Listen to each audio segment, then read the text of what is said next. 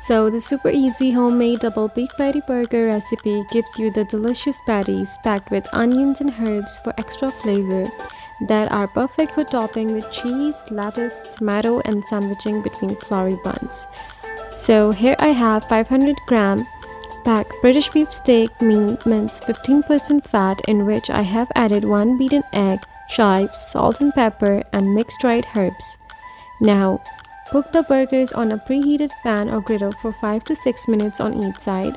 To me, a perfect beef burger is pink and juicy in the middle and cooked somewhere between medium rare and medium, which is about internal temperature of 145 degrees.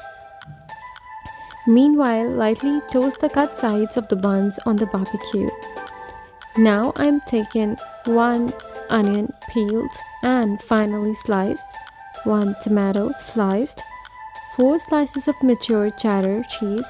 This is optional.